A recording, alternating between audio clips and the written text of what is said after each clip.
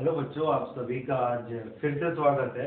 हम देख रहे थे क्लास 10 का इकोनॉमिक्स का पोर्शन था आपका डेवलपमेंट।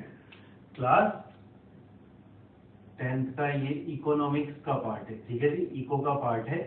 हम उसमें एक पार्ट ऑलरेडी देख चुके हैं जिसमें हम डेवलपमेंट के बारे में हमने पढ़ा था, उसके अलग अलग मायने देखे थे।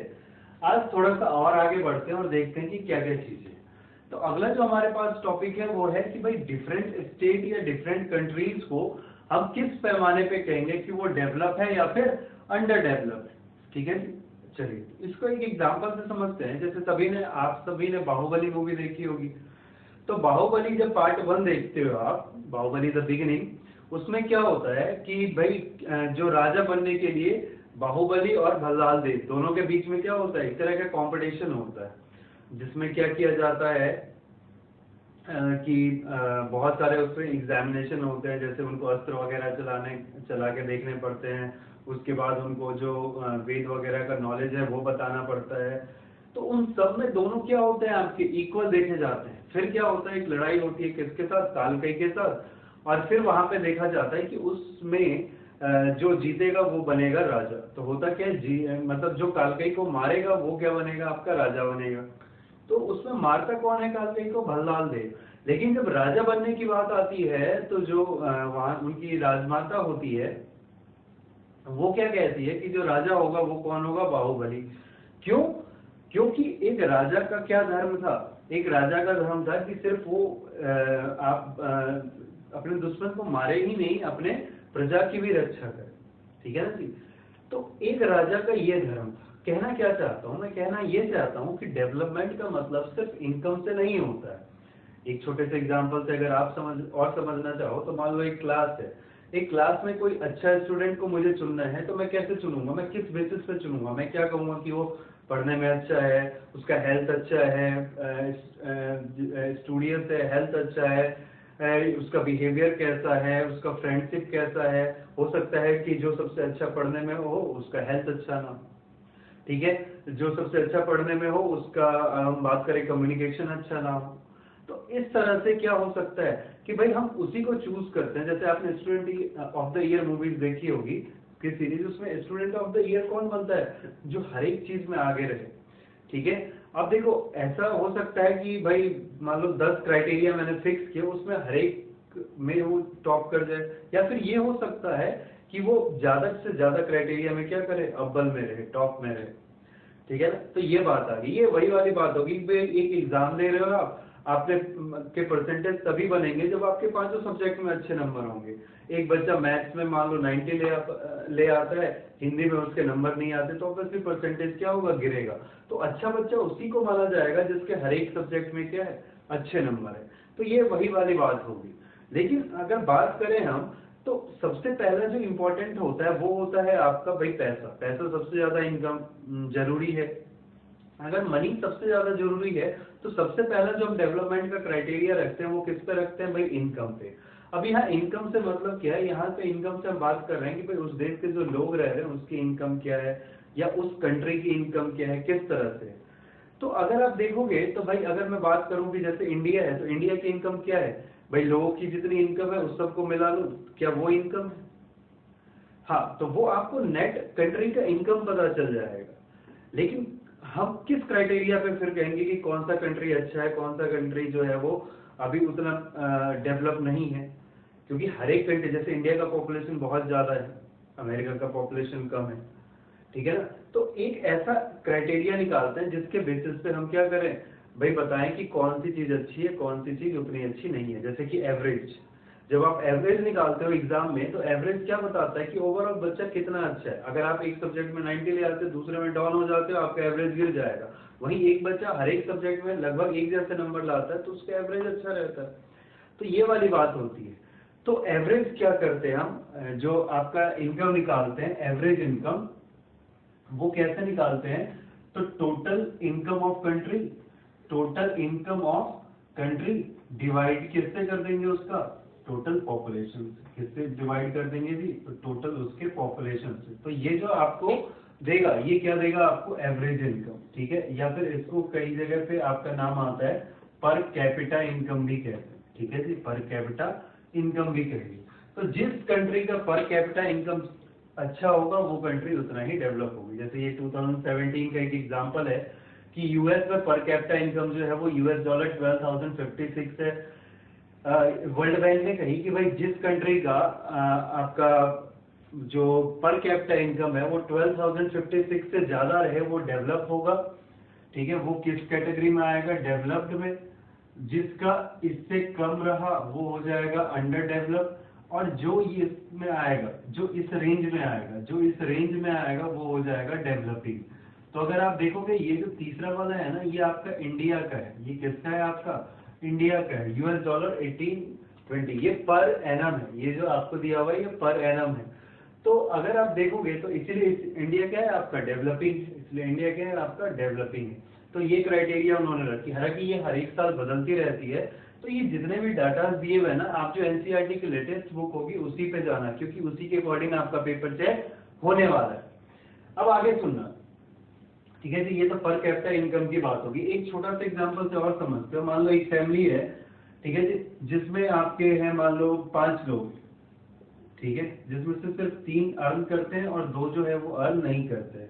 मान लेते हैं कि ये जो अर्न करते हैं वो क्या होता है आपका 5,000, एक पर्सन अर्न करता है, एक पर्सन मान लो अर्न करता है आपका 6,000, और एक पर्सन अर्न करता है 9,000। तो टोटल कितना हो गया? 6 5 11 और 9 20,000। ठीक है ना जी। टोटल कितना हो गया? 20,000। 20,000 हो गया। अब मान लो आप देखोगे कि भाई एवरेज इनकम क्या है, तो एवरेज इनकम देखोगे आप डिवाइड करते टाइम टोटल देखा जाता है। तो ये कितना आ जाएगा? ये आ जाएगा आपका 4,000। तो उस फैमिली का इनकम कितना है? 4,000। ठीक है। तो देखा गया है कि पॉपुलेशन जितना ज्यादा होगा उसकी वजह से क्या हो जाता है? आपका इनकम जो है वो कम हो जाता है। इनकम जो होगा कम। अगर मान लो यही इनकम 20,000 है, एक फैमिली में 10 मेंबर है, तो उसमें क्या हो जाएगा आपका? 2,000। तो इनकम अगर आपकी ज्यादा है, फैमिली आप मेंबर्स कम है, तो एवरेज इनकम ऑब्वियसली आपका ज्यादा होगा। अगर आपकी इनकम ठीक ठाक है और मतलब इनकम ज्यादा भी है, ठीक है ना, आप ये समझ लो कि वही 20,000 में यहाँ पे 5 ही लोग थे, वही 20,000 में यहाँ पे 10 लोग आ गए, तो एवरेज इनकम यहाँ पे आप देख सकते हो करीब 2,000 का डिफरेंस आ गया। ठीक है जी। तो ये एक होगी बात एवरेज इनकम की, कि भाई पॉपुलेशन जितना ज्यादा होता जाएगा आपका एवरेज इनकम क्या हो जाता है? कम हो जाता है। इसको बढ़ाने का एक तरीका है कि इनकम को भी आप बढ़ाओ या फिर पॉपुलेशन कम करो। दूसरी बात है कि स्टेट को कैसे कंपेयर करें। तो जैसे पर कैपिटा इनकम आप किसका निकालते हो कंट्री के लिए, वैसे ही आप स्टेट के लिए भी निकाल सकते हो। जैसे यहाँ पे हरियाणा मैंने लिया है 3 अलग अलग का। हरियाणा का है 1,62,034, केरला है फिर आपका 1,40,190 और बिहार का है 31,454। ये भी पर एनम है। अगर आप देखोगे तो हरियाणा जो है वो आपका क्या है? केरला से अच्छा है। वहां पे पर कैपिटा इनकम केरला से अच्छा है, और सबसे नीचे बिहार है। तो अगर इन तीनों में से पूछा जाए कि सबसे ज्यादा डेवलप कौन है, तब आप क्या कहोगे? भाई इसको देख के तो लगता है हरियाणा है, इसको देख के लगता है क्या? हरियाणा। और सबसे लास्ट में कौन है? आपका बिहार। लेकिन क्या यही एक क्राइटेरिया है डेवलपमेंट का? क्या कोई और क्राइटेरिया नहीं है डेवलपमेंट का? जी नहीं, और भी हैं। सिर्फ हम पैसों पे ही नहीं देखते, और भी बहुत सारी चीजें हैं जिसपे हम देखेंगे। क्या है वो देखिए जरा। जैसे यहाँ पे फिर से लिया है मैंने कुछ डाटा लिया है, या हरियाणा में ये है आपका infant mortality rate. Infant mortality rate होता है आपका 1 साल से जैसे पर 1000 बच्चों में से 1 साल तक अगर कोई बच्चा 1 साल तक जाते जाते उसकी डेथ हो जाती है, या 1 साल से कम उम्र में उसकी डेथ हो जाती है, तो उसको कहते हैं इन्फेंट मोर्टेलिटी रेट। पर थाउजेंड कितने ऐसे बच्चे हैं जिनकी 1 साल के अंदर ही क्या होगी? डेथ होगी। तो आप देखोगे हरियाणा में 33 है, केरला में 10 और बिहार में 38। अब अगर यहाँ पे देखोगे तो यहाँ पे तो ये केरला 10 है, यानी काफी कम है। अगर कम है इन्फेंट मोर्टेलिटी रेट, तो ऑब्वियसली बात है केरला जो है वो ज्यादा अच्छा है। बिहार यहाँ पे भी लास्ट में आ रहा है। लिटरेसी रेट की बात करें, लिटरेसी रेट आपको पता है कि भाई पर 1000 कितने लोग पढ़े लिखे, ठीक है ना, कितने लोग पढ़े लिखे हैं। तो टोटल पॉपुलेशन का है 94% लोग जो है वो पढ़े लिखे हैं, जबकि यहाँ पे सिर्फ 82 और यहाँ पे 62। तो यहाँ पे फिर से कम हो गया आपका। एनएआर की बात करें, यानी नेट अटेंडेंस रेशियो की। नेट अटेंडेंस रेशियो की डेफिनेशन कई बार चेंज होती है। जैसे अगर आप पुरानी बुकें देखोगे ना, तो उसमें 6 से 10 साल तक दिया हुआ है, लेकिन अब जो हम देखते हैं वो 14 साल तक। तो इसका क्या मतलब है? मान लो 14 साल तक पूरी कंट्री में कितने बच्चे हैं? 14 साल तक की एज के, और उसमें से कितने बच्चे स्कूल जाते हैं। मान लो 14 साल के बच्चे इंडिया में मान लो 10 लाख हैं, ठीक है, तो 10 लाख में से कितने बच्चे हैं जो स्कूल जाते हैं। तो अब फिर से देखोगे कि भाई सिर्फ 61 यहाँ पे है, यहाँ का देखो कितना अच्छा 83 और यहाँ पे 43। तो आप देख सकते हो कि यहाँ पे भी बिहार के है आपका काफी कम है, जबकि केरला में 83 है और ये 61। तो आप देखोगे जहाँ पैसे में तो हरियाणा आगे था, लेकिन इन सब में क्या है आपका केरला आगे, ठीक है ना, बाकी डेवलपमेंट में केरला आगे है। तो ओवरऑल देखोगे तो केरला में क्या हो जाएगा, अगर मैं कहूँ कि किस में ज्यादा है, तो भाई पैसे तो भले ही थोड़े से कम है, लेकिन बाकी मामले में, बाकी अगर हम पॉइंट्स में देखें तो केरला ज्यादा आगे हमें नजर आता है। तो मुझे अगर पूछोगे तो मैं तो कहूंगा कि केरला जो है वो हरियाणा से ज्यादा डेवलप हो गया, ठीक है ना, क्योंकि बाकी चीजें जो है वो वहाँ पे केरला में बहुत अच्छी है। जैसे मान लो एक एग्जांपल कि भाई एक फैमिली है, उसमें जैसे हमने बात की 5 मेंबर है, ठीक है, अच्छी खासी अर्निंग है, लेकिन फैमिली में लोग बीमार रहते हैं, उतनी अच्छी शिक्षा नहीं है उनके पास, ठीक है, तो फिर उस पैसे का क्या करोगे आप। वहीं एक है कि पैसे भी ठीक ठाक कमा रहा है वो, फैमिली में भी अच्छे पढ़े लिखे लोग हैं, जो बच्चे हैं वो भी अच्छे से स्कूल जा पा रहे हैं, जो हेल्थ है फैमिली की वो भी अच्छी है, तो अब आप क्या कहोगे कि भाई वो फैमिली आपकी ज्यादा अच्छी से होगी, उसको मैं ज्यादा अच्छा डेवलप मानूंगा। तो ये कुछ पॉइंट्स हो गए आपके, ठीक है। अगला जो आता है आपका वो है आपका पब्लिक फैसिलिटी, ठीक है ना जी, वो है आपका पब्लिक फैसिलिटी। देखो इसमें एक बड़ा ही अच्छा क्वेश्चन पूछा जाता है कि क्या पैसा, जो हमारे पॉकेट में पैसा है, क्या उससे हम सब कुछ खरीद सकते हैं। देखो पैसे से बहुत चीजें खरीदी जाती है, लेकिन पैसे से आप सब कुछ नहीं खरीद सकते, पैसे से आप सब कुछ नहीं खरीद सकते। कहने का क्या मतलब है, पैसे से कभी आप हैप्पीनेस को नहीं खरीद सकते, ठीक है। कोई कहेगा चल मैं 10 गाड़ी ले लूंगा, मैं ये ले लूंगा वो ले लूंगा, अरे वो एक अलग बात है, एक हैप्पीनेस होती है। पैसा जितना रहेगा ना आपके घर में, पैसा आपको टेंशन लेगा, अरे यार टेंशन है, ठीक है, कोई चुराना है, कोई किसी ना कर ले, तो क्या मतलब इसका मतलब पैसा ना कमाए, वो बात नहीं होती है। लेकिन पैसे से जो हैप्पीनेस वाली बातें होती है ना, वो आप नहीं खरीद सकते, ठीक है। दूसरी बात है आपका क्लीन इन्वायरमेंट, क्लीन इन्वायरमेंट, ठीक है, एक साफ सुथरा इन्वायरमेंट आप नहीं खरीद सकते हो। जैसे मान लो कि कोई शहर है जहाँ पे बहुत सारे इंडस्ट्रीज है, वहां पे अगर पॉल्यूशन होगा ना, तो सभी उसके क्या होंगे, सभी पे उसका सेम इफेक्ट होगा। भाई पैसे वाला है तो इसका मतलब ये नहीं है कि उसको जो वहां पे केमिकल्स रिलीज होंगे वो उसके पास नहीं जाएगा, वो उसके पास भी जाएगा, जो पोस्ट है उसके पास भी जाएगा। अगर कोई डिजीज स्प्रेड होता है, अगर कोई डिजीज स्प्रेड होता है, जैसे कि अभी कोविड-19 का चल रहा है, तो कोविड-19 का भी ये नहीं देखे जाएगा कि भाई ये तो बहुत अमीर आदमी है, ये गरीब है, मैं उसको नहीं होऊंगा। तो पैसे से आप कोविड भाई वायरस को नहीं खरीद पाओगे, ठीक है। आपके जेब में पैसा भी है तो आप पैसे से जो है वो इस वायरस को नहीं खरीद पाओ। भैया तू मत होना मेरे को, तेरे को जितना पैसा लेना है ले, ठीक है भाई, तो दिखता भी नहीं है ढंग से, उससे क्या क्या डील करोगे। तो ये वाली चीजें होगी आपकी। तो इस तरह से आप बातें कुछ कर सकते हो। ये क्वेश्चन बहुत इंपॉर्टेंट होता है, आपके एग्जाम में पूछा जाता है कि भाई क्या पैसे से सब कुछ आप खरीद सकते हो, नहीं खरीद सकते हो। पैसे से आप फ्रेंडशिप नहीं खरीद सकते हो, जो पेरेंट्स का प्यार होता है वो आप पैसे से नहीं खरीद सकते, ठीक है ना। एक गरीब घर के बच्चे की माँ होती है, वो भी अपने बेटे से उतना ही प्यार करती है जितना कि एक अमीर घर का, ठीक है जी। तो इस तरह की कुछ बातें हुई। कुछ बातें और भी हैं जहाँ पे आपकी चीजें जो है ना वो सोसाइटी पे डिपेंड करता है। जैसे हमने बात करी, जैसे मोदी जी बात करते हैं स्वच्छ भारत अभियान, आप घर में रहते हो, आपने अपने घर की गंदगी जो है वो उठा के बाहर फेंक दी, ठीक है, तो फायदा क्या हुआ उसका, आपका घर तो साफ हो गया, लेकिन बाहर गंदा है, तो डिजीज जो भी होगा वो आएगा ही आएगा, डिजीज जो है वो फैलेगा ही फैलेगा। तो कुछ चीजें जो है ना वो कलेक्टिवली एफर्ट से होगी, यानी पूरा सोसाइटी जब उसके लिए वर्क करेगा तभी वो क्या होगा, आपको अच्छा रिजल्ट दे पाएगा। क्लीन एनवायरनमेंट भी इसका एक एग्जांपल है, ठीक है ना। एक एग्जांपल आप ये ले सकते हो कि जो भाई गर्ल्स एजुकेशन, अगर आज से हम बात करें 20 साल 25 साल 30 साल पहले, तो वो उतना ज्यादा इम्पोर्टेंस नहीं था, लेकिन आज देखो गर्ल्स भी आपका काफी आगे आ चुकी हैं, और इवन जो पेरेंट्स हैं आजकल के, वो बॉयज और गर्ल्स में इतना ज्यादा फर्क नहीं करते। हालांकि कुछ जगह पे अभी भी ऐसी सिचुएशन है, पर लगभग लगभग ऐसी चीजें अब उतनी देखने को नहीं मिलती है। एक एग्जांपल आप ये भी समझ सकते हो कि मान लो एक विलेज है, उसमें सिर्फ बाकी कोई अपने बच्चे को पढ़ाने नहीं चाहता, लेकिन सिर्फ एक बच्चा है जो पढ़ना चाहता है। अब होगा क्या इस सिचुएशन में, देखता भाई पूरे सोसाइटी में कोई पढ़ना ही नहीं चाहता, तो वहां पे फिर उस तरह की फैसिलिटी होती ही नहीं है। लेकिन वहीं पे कुछ और बच्चे आ जाए जो पढ़ना चाहते हैं, तो हो सकता है कल को वहां पे स्कूल हो जाए, और अगर इन्वॉल्वमेंट होगी तो हो सकता है कल को कॉलेज हो जाए, ठीक है ना जी, कल को वहां पे कॉलेज खुल जाए। तो इस तरह की चीजें कि इस तरह से डेवलपमेंट आता है। अब ये डेवलपमेंट की बातें जो है ना, ये गवर्नमेंट पे भी बहुत डिपेंड करता है, ये भाई सोसाइटी पे तो करता ही करता है, हम लोग के ऊपर भी करता है कि हम किस तरह से अपने सोसाइटी में रहते हैं। सोसाइटी हमसे ही बनता है, कोई कंट्री हमसे ही बनता है, लोगों से ही बनता है, ठीक है ना। तो आप किस तरह से रहते हो ये हम पे डिपेंड करता है।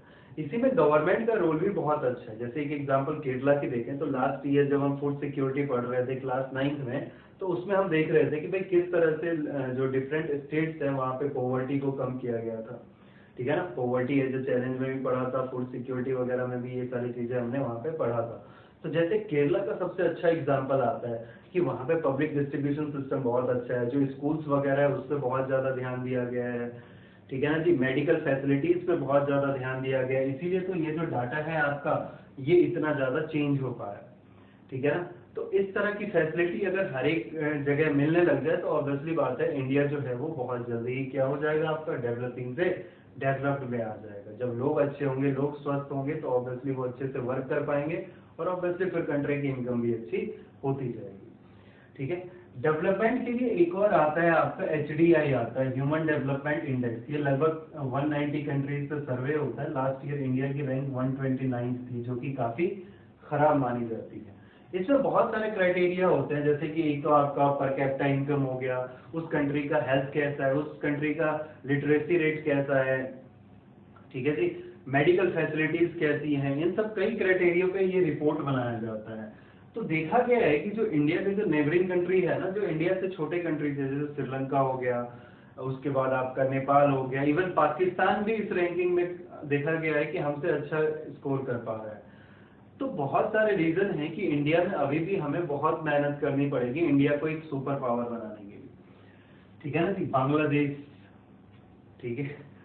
तो देखा जाए तो बात करें कि इंडिया को सुपर पावर बनाने के लिए हमें अभी बहुत वर्क करने की जरूरत है। उसके बाद जो आपका टॉपिक आता है वो है आपका सस्टेनेबल डेवलपमेंट, ठीक है जी, सस्टेनेबल डेवलपमेंट।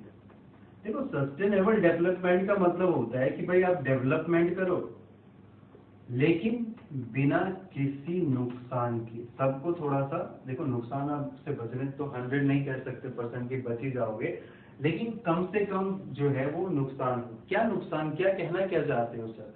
कहना सिंपली ये चाहता हूं मैं कि भाई डेवलपमेंट हो, लेकिन जैसे नेचर है हमारा, तो नेचर का किसी तरह नेचर पे नुकसान ना हो। जैसे हम लोग क्या करते हैं इंडस्ट्री लगाने के लिए, या हमें अगर जैसे क्या होता था पहले गांव में लोग तालाब से पानी भरते थे, तो पानी उतना वेस्ट नहीं होता था। उसके बाद आपका हैंडपंप आया, उसमें भी पानी वेस्ट नहीं होता था। आजकल मोटर आ गया, घर में नल हो गए, खोल दो अपना, नहाओ धो, धोते रहते हैं लोग, चलता रहता है, पानी बह रहा है। ब्रश करने जाएंगे तो नल खोल देंगे, पानी बह रहा है। इंडस्ट्रीज के वेस्ट की वजह से जो वाटर रिसोर्सेज हैं आपके वो गंदे हो रहे हैं।